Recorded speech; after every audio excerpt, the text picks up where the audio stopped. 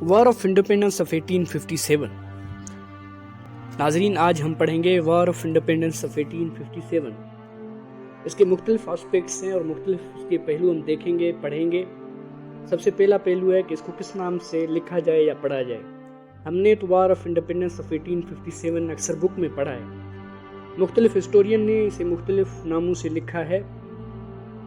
کچھ یو کے ہسٹورین ہیں، انہوں نے اپنی تاریخ کی کتابوں میں اس کو انڈین میوٹنائی کا نام دیا ہے، کیونکہ ان کی نظر میں یہ انڈیا کے لوگوں کی طرف سے بغاوت تھی، غداری تھی۔ ایشیا کے جو رائٹر ہیں، خاص کر کے پاکستان اور انڈیا کے، اسے گریٹ ریولٹ کے نام سے لکھتے ہیں، کیونکہ ان کی نظر میں یہ ایک عظیم انقلاب تھا۔ ناظرین، اس کا جو دوسرا اسپیکٹ ہے وہ ہے کازز، کہ یہ جنگ کیوں لگی، اس کے کازز کیا تھے، اس کے سبب کیا تھے۔ آپ کو بتائیں کہ کسی بھی علاقے میں، کسی بھی خطے میں یا کسی بھی ملک میں جنگ ایسے نہیں لگتی۔ سیریز آف ایونٹس ہوتے ہیں جس کے بعد جا کر جنگ لگتی ہے۔ لوگ ایسے گورنمنٹ کے خلاف کھڑے نہیں ہوتے، کسی کے خلاف کھڑے نہیں ہوتے، انقلاب کے نعرے نہیں لگاتے۔ جب ان پہ مختلف طریقے سے ٹارچر کیا جاتا ہے، اس کے بعد لوگ گورنمنٹ کے خلاف یا کسی ریاست کے خلاف کھڑے ہوتے ہیں۔ جیسا کہ ایسٹ انڈیا کمپنی رول کر رہی تھی تو مختلف کازز تھے اس کے بعد جس کی وجہ سے لوگ گورنمنٹ کے خلاف کھڑے ہوئے۔ پہلا جو سبب تھا وہ پاورٹی تھا۔ پاورٹی، اب آپ پریشان ہوں گے کہ جس زمین کو، جس ریاست کو یا جس خطے کو گولڈن اسپیرو کہا جاتا تھا، اور اس وقت بر صغیر کی جو جی ڈی پی تھی وہ 34% تھی۔ اب 34% جی ڈی پی رکھنے والے خطے کے لوگ پاورٹی میں کیوں تھے؟ تو اس کا سبب یہ ہے کہ سب کانٹیننٹ سے، بر صغیر سے، مطلب ہندوستان اور پاکستان جو آج ہیں، ہندوستان اور پاکستان اس وقت بر صغیر کہلاتے تھے، تو وہ پاورٹی میں کیوں تھے؟ تو جو را مٹیریل سب کانٹیننٹ سے پیدا کیے جاتے تھے، وہ انگریزوں نے کیا کیا، ایسٹ انڈیا کمپنی والوں نے وہ ایکسپورٹ کرنا شروع کر دیا یو کے کو، اور اس را مٹیریل سے مختلف چیزیں بنا کر پھر امپورٹ کرتے تھے، بر صغیر میں لے کر آتے تھے، انڈیا میں لے کر آتے تھے، اور مہنگے داموں انڈیا کے لوگوں کو ہی بیچ دیتے تھے۔ مطلب یہاں کی چیزوں کو سستے میں خرید کر وہاں بھیج دیتے تھے اور پھر امپورٹ کروا کر مہنگے داموں لوگوں کو بیچتے تھے۔ جو کمپنیز یا جو لوگ اس وقت ہندوستان میں کام کر رہے تھے، وہ انڈسٹریز یا مختلف جو لوگ اس پیشے سے وابستہ تھے، وہ ظاہری بات ہے جب چیزیں باہر سے امپورٹ ہو اور یہاں بکے تو ظاہری بات ہے وہاں کی انڈسٹریز، وہاں کے لوگ بے روزگار ہو جاتے ہیں، تو اس لیے پاورٹی بڑھ رہی تھی۔ یہ بھی ایک وجہ تھی جس کی وجہ سے لوگوں میں انگریزوں کے خلاف، ایسٹ انڈیا کمپنی کے خلاف غم اور غصہ تھا۔ وار آف انڈیپینڈنس آف 1857 یا گریٹ ریولٹ کا دوسرا جو کاز ہے وہ ہے ٹیکسز۔ ایسٹ انڈیا کمپنی بر صغیر پہ رول کر رہی تھی، تو جیسے کہ آپ کو پتہ ہے کہ ہندوستان کے لوگوں یا اس وقت بر صغیر میں زیادہ سے زیادہ جو آمدنی آتی تھی وہ ایگریکلچر سے آتی تھی، زراعت سے آتی تھی۔ تو انگریزوں نے کیا کیا، ایسٹ انڈیا کمپنی والوں نے کیا کیا، اس زراعت پہ بھی ٹیکسز لگا دیے۔ جو لوگ زراعت کے کام سے، کھیتی باڑی کے کام سے منسلک تھے، انہوں نے ان پہ ہی ٹیکس لگا دی۔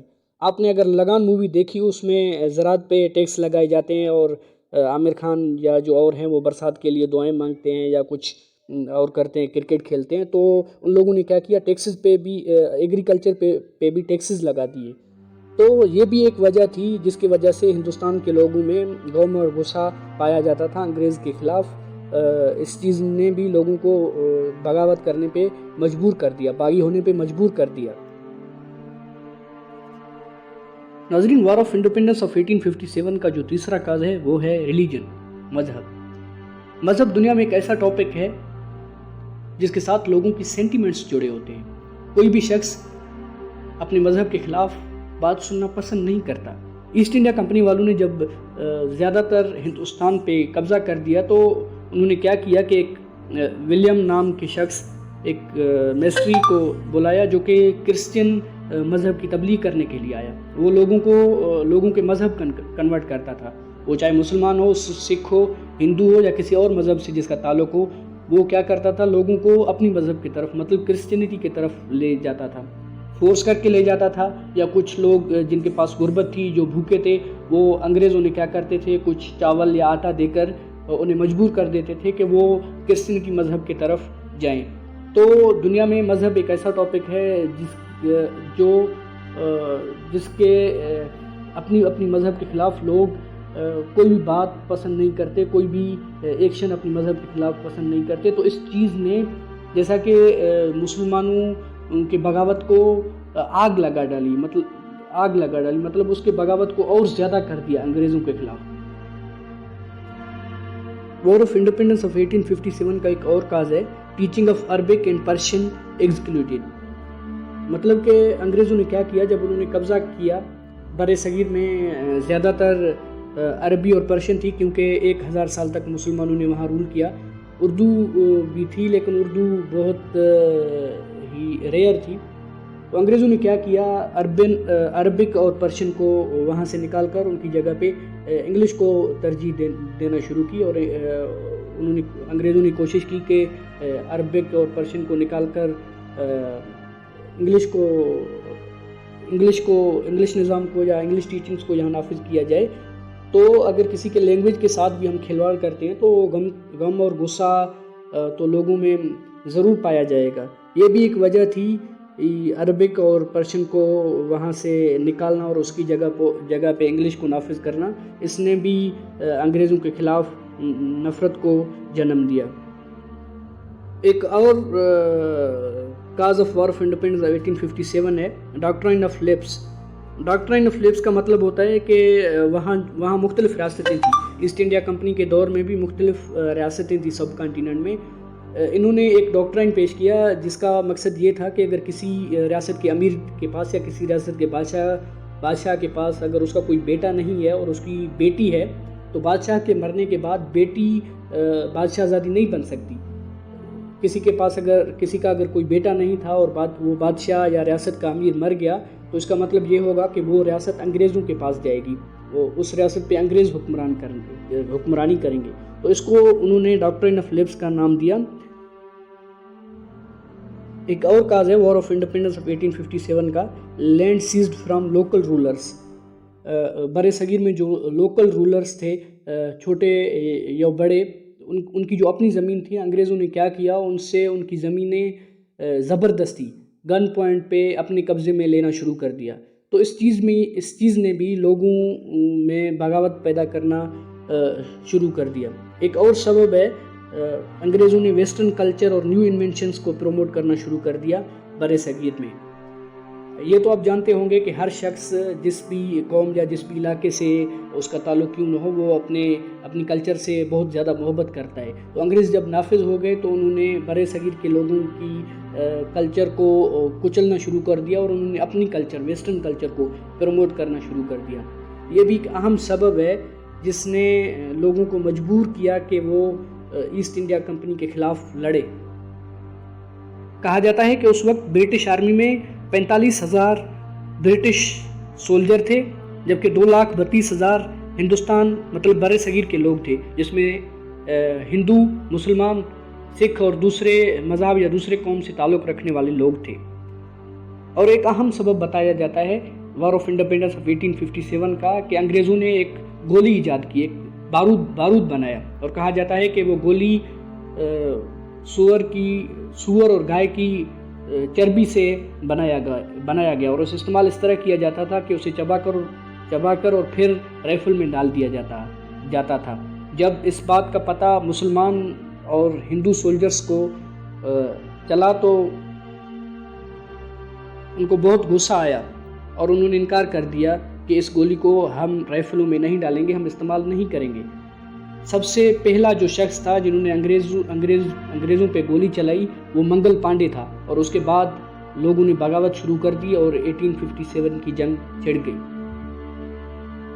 ناظرین، وار آف انڈیپینڈنس آف 1857 کا جو تیسرا اسپیکٹ ہے اس میں ہم یہ دیکھیں گے کہ war of independence of 1857 why did it fail, یہ فیل کیوں ہوا. اکثر یہ تاثر ہے کہ 1857 کی جنگ آزادی فیل ہو گئی. اس کے مختلف سبب ہیں. ایک سبب ہے کہ وہ کوآرڈینیٹڈ نہیں تھے. جو مسلمز یا ہندوز تھے، جو سب کانٹیننٹ کے لوگ تھے انگریزوں کے خلاف لڑ رہے تھے، وہ آپس میں کوآرڈینیٹڈ اور کمیونیکیٹڈ نہیں تھے. جیسا کہ وہاں کمیونیکیشن گیپ تھی، انہوں نے اچھی طریقے سے تیاری نہیں کی کہ کس طرح لڑا جائے، کیسے لڑا جائے. یہ بھی ایک سبب ہے. اس لیے وار آف انڈیپینڈنس آف 1857 فیل ہوئی۔